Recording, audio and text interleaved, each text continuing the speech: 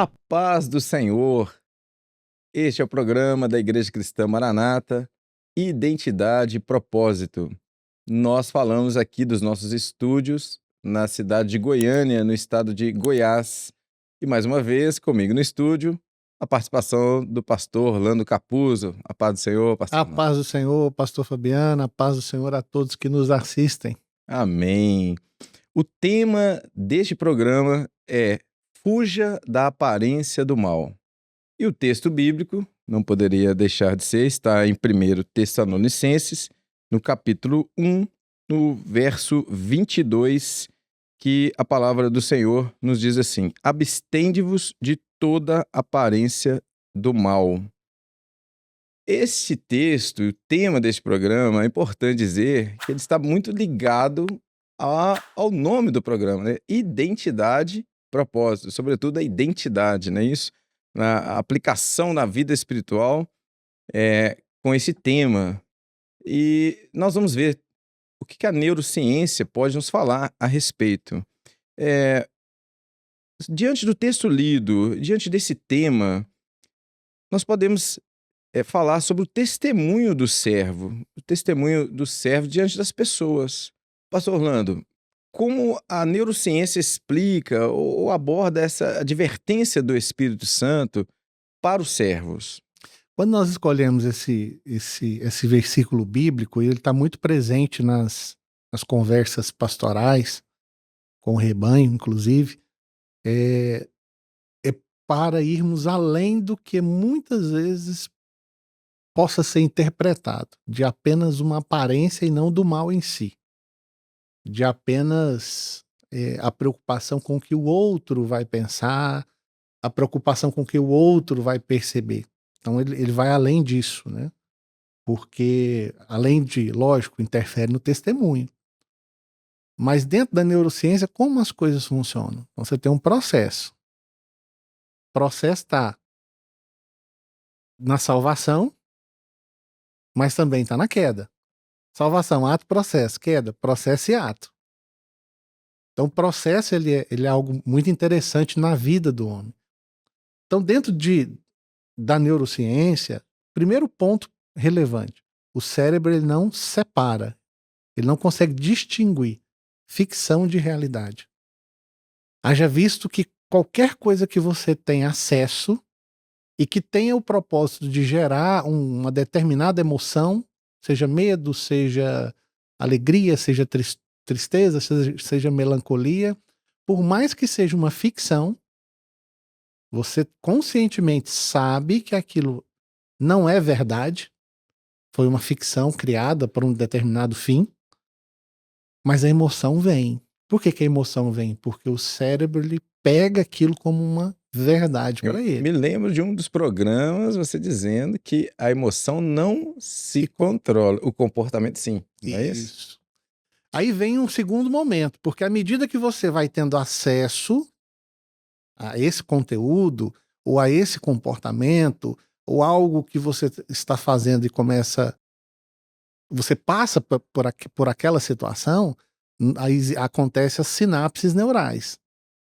Então, você começa a ter conexão de neurônios para construir aquela sinapse. Ou seja, aquilo que outrora era só uma aparência ou não tinha aquela intenção, o cérebro ele começa a falar para você assim: vamos transformar isso aqui numa verdade. Vamos construir aqui uma sinapse para isso ficar dentro da sua mente. E isso, num terceiro estágio, vai gerar o quê? Vai gerar a construção de um hábito, a construção de um comportamento. Então a pessoa, às vezes, despretensiosa, faz algo. Se ele não tiver conhecimento da palavra, se ele não tiver uma orientação pastoral, se ele não tiver o conhecimento que a igreja, que é mestra, ela passa esse conhecimento, ele começa a partir de um ato, de um hábito, de uma atitude qualquer, aquilo começa a criar conexões neurais, sinapses neurais, e essas sinapses elas vão se tornar um hábito com o tempo.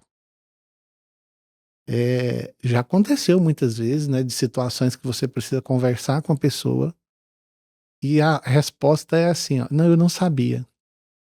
Porque na mente dela era normal. Na mente dela poderia fazer isso. E a palavra fala, né? Errais por não conhecer as escrituras. Isso. Então, neurologicamente falando, dentro da neurociência, o cérebro ele vai trabalhar para tornar aquilo que, e de repente trouxe até algum conforto, para transformar aquilo em um hábito, para gerar uma conexão que outrora não existia. E o fato dele não separar a ficção de realidade acaba te levando a errar, a pecar, por exemplo. Então, dentro das relações sociais, vamos pegar aqui um exemplo, né? O mercado de trabalho, o âmbito profissional, você precisa tomar alguns cuidados. Alguns comportamentos, eles não são adequados. E por muitas vezes a pessoa pode pensar assim, não, mas eu dei aquela carona, não foi com intenção. Mas o cérebro, ele não enxerga dessa forma. E existe um contexto para fortalecer isso.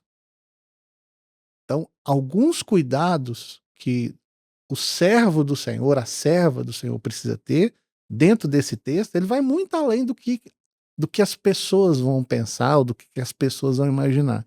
Existe uma construção de hábito em cima disso.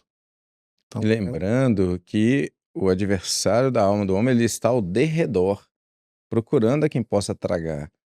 Por isso a necessidade dessa vigilância constante, desse cuidado. Fuja da aparência do mal. um detalhe, pastor Fabiano, nas nossas igrejas, as orientações que nós temos, na assistência, por exemplo. Quem assistirá uma senhora que entra na igreja? Uma outra senhora. Quem assistirá uma jovem? Uma outra jovem. Um varão entrou, os varões farão esse papel. Então são exemplos práticos do nosso cotidiano, do nosso dia a dia, que nós precisamos vigiar para que isso não traga um prejuízo. E faz parte da ética do servo, né? A ética do obreiro, do diácono, do pastor, né? Quando vai assistir uma vida, a distância necessária, né? Evitar toques, tudo isso faz parte, né? Desse comportamento, dessa postura, faz parte dessa vigilância, né? De fugir da aparência do mal. O seu cérebro ele vai criando as sinapses e a informação que vai chegando é diferente de você fazer um toque carinhoso, de você tomar um tapa. A sinapse ela vai moldar de acordo com a sensação que você teve no momento. Uma pessoa chega, passa a mão carinhosamente na sua cabeça, que não seja sua esposa, o seu cérebro ele vai entender aquilo como bom. O seu cérebro. O seu nível de consciência na hora, se você tem conhecimento, se você tem informação, se você tem formação, você vai corrigir isso automaticamente. Agora, se você permite, o seu cérebro ele vai trazendo aquilo como algo normal e que é apenas uma demonstração de carinho.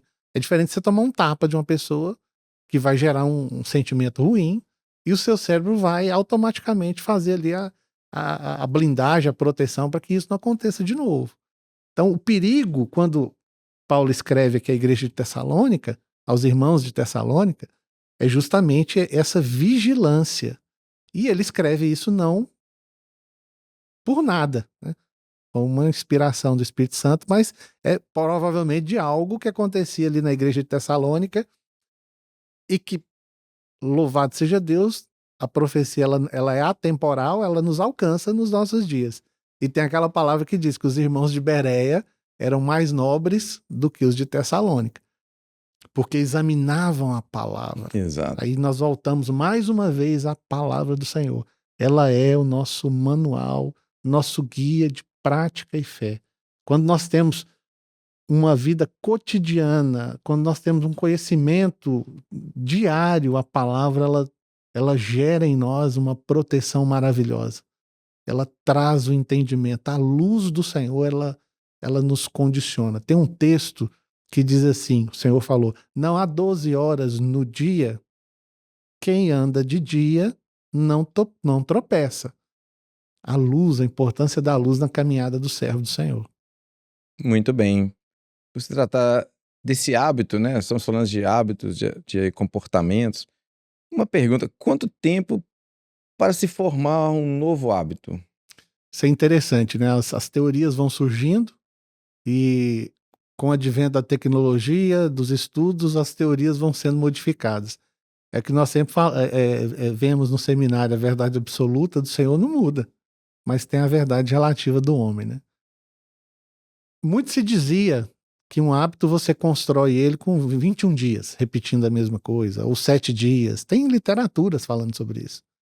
Mas, na verdade, o hábito ele depende de uma equação. A equação é atrito límbico. O que é o atrito límbico? O quanto emocionalmente isso vai me exigir. E também a capacidade cognitiva. O quanto de inteligência aquele hábito vai me exigir. Então, o tempo vai depender dessa equação. Ah, eu preciso criar um hábito de tomar água. Qual que é a complexidade de tomar água? Emocionalmente e cognitivamente falando? Nenhuma. Mas se a pessoa está presa num vício, qual que é o tempo que ela precisa para se libertar? O que ela precisa fazer? Vai muito além de simplesmente ter o hábito de tomar água.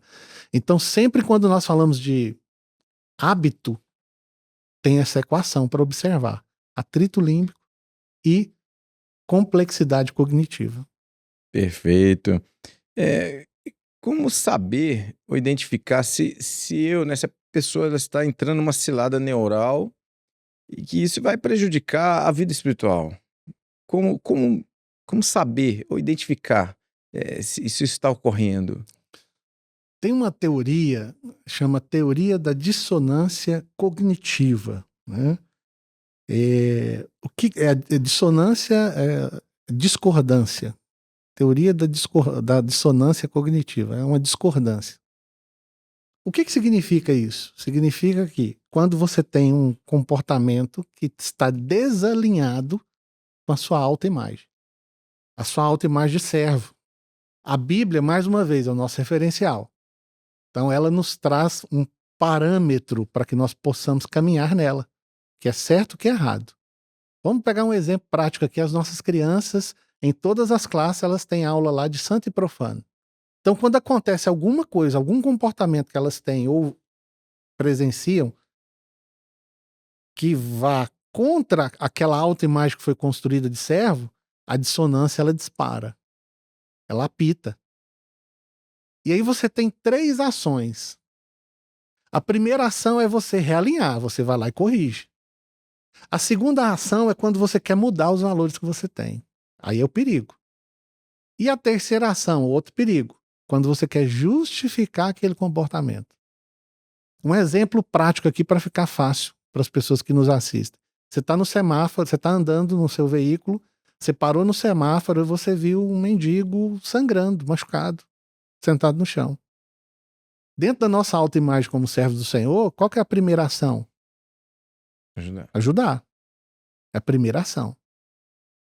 Então você vai lá, encosta o carro e presta socorro para aquela pessoa. Mas você tem a outra opção, que é o quê? Você quer mudar um valor. Sabe de uma coisa? Eu não vou ajudar, não. Já ajudei tanta gente e as pessoas não reconheceram aquilo que eu fiz. Então, a partir de hoje, eu não ajudo mais. É um problema. E você tem uma terceira via, que é o quê? Você justificar isso. Você começa a pensar, morador de rua, sangrando, vai que eu coloco ele no meu carro, quando chegar na porta do hospital, tem uma viatura, e ele começa a dizer que foi eu que agredi ele. Ah, não, dessa vez não. E vou embora. Então isso é chamada dissonância cognitiva. E é interessante, quando a gente fala de alarme, quase a mesma região neural que é acionada na dissonância cognitiva é quando você pega uma fruta e põe na boca e ela está com gosto de estragado ou podre. É a mesma região. Você tem uma parte lá chamada ínsula, ela é acionada. Então, assim, quando algo fere a sua autoimagem, você automaticamente você é avisado. Há uma testificação ali dentro do seu sistema neural. Eu quero colocar uma imagem aqui para as pessoas que estão nos assistindo poder ver, só visualmente mesmo, uma imagem até retirada do ChatGPT. Então você tem do lado esquerdo a dissonância cognitiva. Pega a parte colorida, pastor Fabiano. Olha que interessante. E a parte do nojo, que é você colocar uma fruta podre na boca, por engano. Então você percebe que é quase as mesmas regiões. Verdade. De uma e de outra. A dissonância cognitiva e o nojo. Isso é uma teoria da década de 50. Né? Foi um psicólogo americano, Leon, eu não vou lembrar o sobrenome dele, Leon alguma coisa, mas isso acontece conosco. Então, quando você perguntou, né, como saber se eu não estou entrando numa cilada mental? Se você tem a palavra, vive a palavra, está na comunhão do corpo, tem os ensinamentos da palavra, você está guardando aquilo no coração, o que o salmista diz? Escondi a tua palavra no meu coração para eu não pecar contra ti. Como um sistema de alarme, né? Então, aquilo que a neurociência traz como dissonância cognitiva, nós aprendemos como o Espírito Santo agindo. Ele vai testificar em nós. Este é o ponto principal, pastor Nando, porque na medida que eu queira identificar isso em mim, saber se é uma cilada neural ou não, olha, se nós temos um recurso que vem do Espírito Santo, isso sim traz segurança para nós, porque o Espírito Santo, ele gera em nós o discernimento de espíritos. Isso. Até um dom espiritual, né? O discernimento de espíritos. Porque, como nós sabemos, nós temos o espírito do homem, natural, tem o espírito do adversário, que é o adversário da vida do homem, e tem o Espírito Santo, o Espírito de Deus. Então é importante identificar isso, né? O que está ocorrendo, como é isso, né? Como eu ajo. Então, na ação do Espírito Santo, né, com o fruto do Espírito Santo, nós sabemos que são 9 facetas o fruto do Espírito Santo, né? Amor, gozo, paz, longanimidade, benignidade, fé, mansidão, temperança.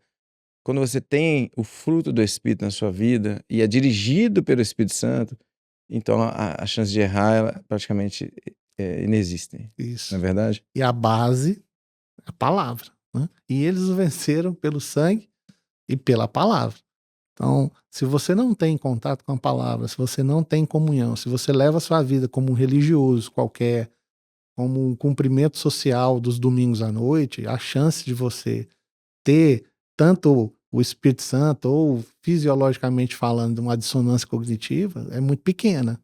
E aí entra as ciladas que muitas vezes a própria mente ela vai ajudar a construir e a falta da comunhão vai fazer a pessoa errar. Muito bem. Eu me lembrei, não posso garantir se me falha a memória, num dos nossos programas, que teve a participação da nossa irmã Vera, ela falou algo sobre como nós somos, como eu acho que eu sou percebido e como de fato nós somos percebidos, né? Fala do nosso testemunho, né? Como realmente está acontecendo. Isso para que nós não entremos numa neura, né? No imaginário. Então é fundamental conhecer a palavra, viver a palavra e ser dirigido pelo Espírito Santo. E finalizando, limites do Espírito Santo. O Espírito Santo tem limites para nós, né? E eu costumo dizer que servo ele tem caminho. Então o caminho, a pessoa achar que está até aqui eu posso ir, o perigo dele estar já no caminho errado é grande. É grande. Nós temos um caminho, que é Jesus, ele é o caminho. E mais uma vez a palavra é a base de tudo para nós. Perfeito. Nosso tempo está se encerrando. Quero agradecer a participação, a contribuição do pastor Orlando. Muito obrigado. Sempre às ordens. É uma alegria poder participar desse programa e poder trazer informações que ajudará no cotidiano das pessoas. Né? Perfeito.